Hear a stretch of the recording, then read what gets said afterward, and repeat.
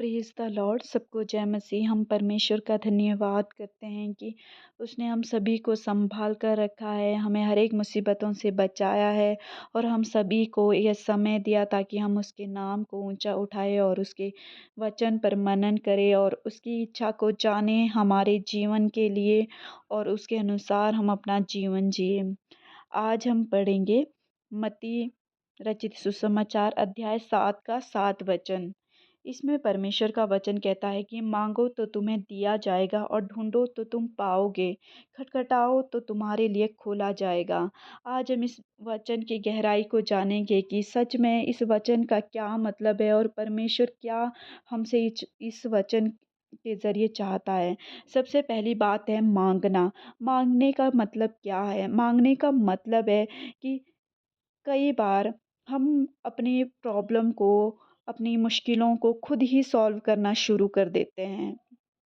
हम उस बातों को, उस परिस्थिति को परमेश्वर के आगे नहीं सौंपते हैं। जब हमसे कुछ बन नहीं पड़ता है तब एंड में जाके हम प्रार्थना करते हैं। लेकिन परमेश्वर चाहता है कि सबसे पहले हम प्रार्थना को एक हथियार बनाएँ, हम परमेश्वर पर भरोसा रखें और अपनी हर एक परेशानी को उसके हाथों में दें और उस पर निर्भर रहें, उस पर भरोसा रखें। इसको एक अंतिम चॉइस ना बनाएँ, बल्कि ये जब भी हमारे जीवन में प्रॉब्लम आती है, मुश्किलें आती है, सबसे पहले हम उन बातों को परमेश्वर को सौंपें। और क्योंकि परमेश्वर है जो सामर्थी शक्तिशाली परमेश्वर है, जो हर एक बात को हमारे लिए सही करता है। और एक माँगना सिर्फ़ प्रार्थना करना नहीं है, ये इसका मतलब है कि एक बातचीत, हम उसकी संतान हैं। जिस प्रकार हम एक पुत्र अपने पिता से माँगता है, उसी तरह हम भी परमेश्वर से माँगते हैं क्योंकि वह हमारा पिता है।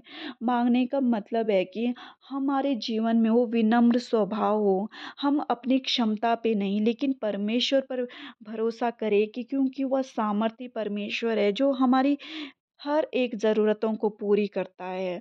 और मैं चाहती हूँ कि सच में हम इस संसार की ज़रूरतों से ज़्यादा अपने आत्मिक जीवन के लिए माँगे। वो चाहता है कि हम आत्मिक जीवन में बढ़ें, क्योंकि यदि हमारे हृदय में शांति है, यदि हमारा हृदय अच्छा है, हम उसके योग्य हैं, तो सारी बातें हमारे लिए भलाई के लिए होती है। इसलिए हम परमेश्वर से माँगे, उससे घबराए नहीं। एक जिस प्रकार बच्चे अपने पिता से माँगने से कोई शर्माते नहीं हैं। उनको पता है कि उनके माता-पिता उनकी हर एक ज़रूरतों को पूरा करने में सक्षम हैं। वो उनका ख़्याल रखते हैं। इसी तरह जिस प्रकार एक बच्चे का भरोसा अपने माता-पिता पे होता है, इसी तरह हमारा भरोसा परमेश्वर पर होना चाहिए और हम उससे माँगे, क्योंकि वह कहता है कि माँगो तो तुम्हें दिया जाएगा। और दूसरा वचन कहता है कि ढूँढो तो तुम पाओगे। ढूँढने का मतलब क्या है? जब हम प्रार्थना करते हैं किसी विषय को के लिए प्रार्थना करते हैं, मान लो यदि हम अपनी जॉब के लिए प्रार्थना कर रहे हैं, परमेश्वर कहता है कि ढूँढने का क्या मतलब है? यदि हम जॉब के लिए प्रार्थना कर रहे हैं, तो क्या सिर्फ़ हम प्रार्थना तक सीमित रहते हैं? यदि हम जॉब के लिए प्रार्थना करें, तो हम क्या करते हैं? फॉर्म फिल अप करते हैं, मेहनत करते हैं, उस सब्जेक्ट को पढ़ते हैं। तो परमेश्वर यही चाहता है, यदि हम किस विषय से के लिए परमेश्वर से कुछ माँग रहे, तो परमेश्वर चाहता है उसमें हम कोशिश करते रहें, वो मेहनत करते रहें। यदि हम आत्मिक जीवन के लिए कुछ माँग रहे हैं, तो हम वचन को पढ़ते रहें, उस वचन पर मनन करते रहें, उसके अनुसार ढूँढे परमेश्वर के वचन को, परमेश्वर को कि वो हमसे क्या कहता है। ढूँढना सिर्फ़ एक जगह पर हाथ रख के बैठे रहना नहीं है, लेकिन हमें हमेशा मतलब कोशिश करनी चाहिए, उसके वचन को पढ़ना चाहिए, प्रार्थना में अपना जीवन जीना चाहिए।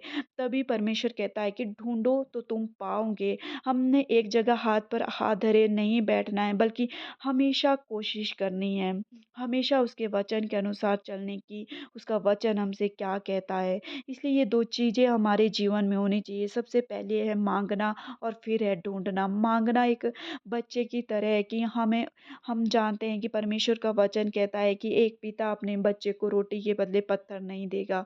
और उसी तरह परमेश्वर है कि वो हमारे जीवन में उन छोटी-छोटी बातों में भी वो इंटरेस्ट रखता है। वो चाहता है वो छोटी-छोटी छोटी से लेकर बड़ी खुशियों तक वो हमारे लिए करना चाहता है। वो हर एक ज़रूरतों को पूरी करता है। पर हम क्या है कई बार नहीं माँगते हैं। परमेश्वर का वचन भी कहता है तुम्हें नहीं मिलता क्योंकि तुम माँगते ही नहीं। हम परमेश्वर पर भरोसा ही नहीं रखते। हम उसकी सामर्थ पर, उसकी शक्ति पर भरोसा ही नहीं रखते हैं कि सच में परमेश्वर इन चीज़ों को हमारे जीवन में दे सकता है। एक संतान की तरह हमें परमेश्वर के लिए होना है कि अपनी हर ज़रूरतों को उसके हाथों में सौंपे, हर एक कार्य को उसके अनुसार करे, उसके वचन के अनुसार। तीसरा वचन कहता है कि खटखटाना, खटखटाओ तो तुम्हारे लिए खोला जाएगा। हम जानते हैं कि यदि हम एक दरवाजे को खटखटा रहे हैं, तो हम कितनी देर तक खटखटाते हैं, जब तक कि जो वो दरवाज़े के अंदर है, उस दरवाज़े को खोल ना दे, तब तक हम उस दरवाज़े को खटखटाते रहते हैं। परमेश्वर का वचन भी यही है, परमेश्वर चाहता है कि हम अपनी प्रार्थनाओं को बीच में ही ना रोकें। हम परमेश्वर चाहता है कि हम निरंतर प्रार्थना करते रहें, हम हार ना मानें। यदि हम एक बार गलती कर रहे हैं, फिर से हम माफ़ी माँगे और फिर कोशिश करें, लेकिन शैतान क्या करता है हमारे जीवन में वो निराशा लेके आता है कि हम हार मान जाते हैं, कि हम सोचते हैं कि हम नहीं कर पाएँगे, कि हम उसके वचन के अनुसार चलना हमारे लिए बहुत मुश्किल हो जाएगा, या किसी विषय को लेकर कि हो सकता है कि परमेश्वर हमें वो नहीं देना चाहता। यदि हम उसकी इच्छा अनुसार माँगते हैं तो वो हमें देता है। परमेश्वर चाहता है कि हम तब तक खटखटाते रहें, तब तक प्रार्थना में बने रहें जब तक कि वो हमें मिल नहीं जाता। उस पर हम भरोसा करें, हम चिंता ना करें, लेकिन हम अपने जीवन में परमेश्वर की उन आशीषों को, इस सांसारिक और इस आत्मिक जीवन की आशीषों को माँगना शुरू करें। हमारे जीवन में इन बातों को और गहराई से सोचना है, यदि और कोशिश करनी है, हार नहीं माननी है, और उसके वचन को और अच्छे से पढ़ना है और उसको खोजना है। यदि हम खोजते हैं तो परमेश्वर ज़रूर हमें मिलता है।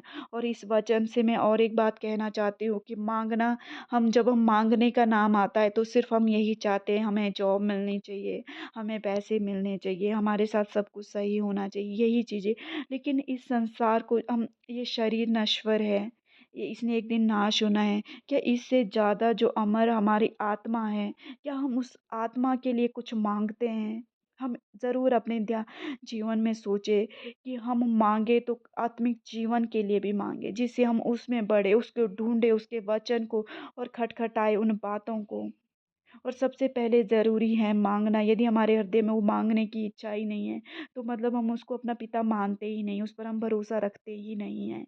इसलिए हम इन वचनों को, छोटा वचन है लेकिन इसकी गहराई को समझें, और पवित्र आत्मा है जो इन वचन के ज़रिए हर एक के जीवन में बात करता है। इसलिए हम इस वचन को गहराई से सोचें और हम प्रार्थना करें।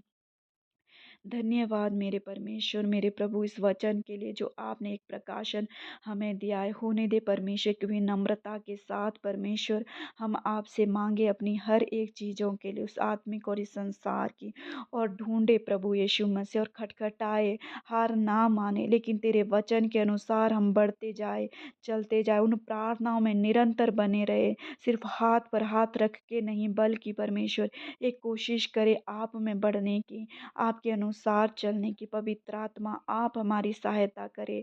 हर एक सुनने वालों को प्रभु आपके हाथों में देती हूँ। पवित्र आत्मा आप हर एक के हृदय में बात कर रहे हैं प्रभु, इनके जीवन में, हर एक के जीवन में प्रभु, जो भी सुन रहा है बहुतायत की आशीष दे प्रभु। धन्यवाद प्रभु, सारी आदर महिमा आपको देते हुए प्रभु यीशु के नाम से मांगते हैं, आमीन। Thank you.